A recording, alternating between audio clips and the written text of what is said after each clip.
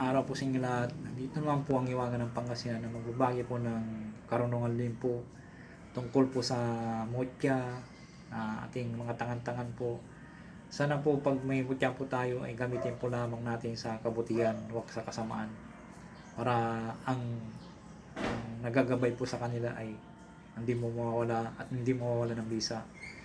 Palagay po natin pangatandaan, mahalin po natin ang pinagkaloob ng mga mutya ng 3 hari po ng laman lupa na sila Saksali, Maulong, Santulong.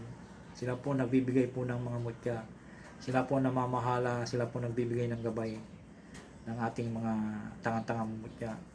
Dapat po kung halimbawa po gusto po natin maghanap ng mutya, masalin po muna natin ng 3 hari po na laman lupa, sila po nagbibigay po ng mga mutya. Saksali, Maulong, Santulong po.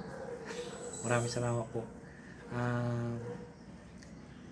Ang isishare ko po sa inyo ay orasyon sa mutya ng tanglad. Narito ang mahiwagang orasyon ng mutya ng tanglad. Sa parati na kukuha sa mahal na araw, kapag kayo ay nakukuha ng bulaklak ng tanglad, pampaakit ng negosyo, pampaakit sa mga babae, sa mga taong namimili, at iba pa po. Napakaswerte nyo po kung makakuha po kayo nito. At pati sa trabaho, hindi po kayo mawawalan. Palapitin pa kayo ng babae kung palagi po yung dala-dala po ito. Ilagay po yung sa wallet nyo po o sa pants na pula. Ilagay po yung isabit nyo sa katawan nyo po. Palagi po dala-dala sa bulsa. At sigurado iwas kayo sa babae muna. Kung may asawa po kayo, iwas po muna kayo. Kasi lapitan po kayo ng babae.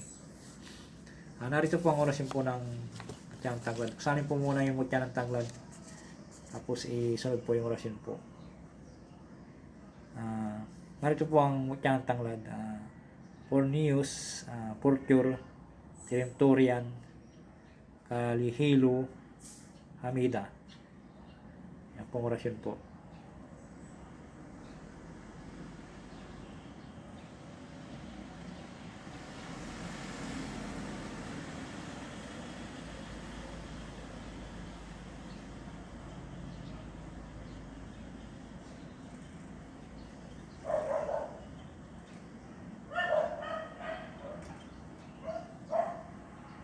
Sana po mag-iwan po naman po kayo ng subscribe, like, and share po dyan.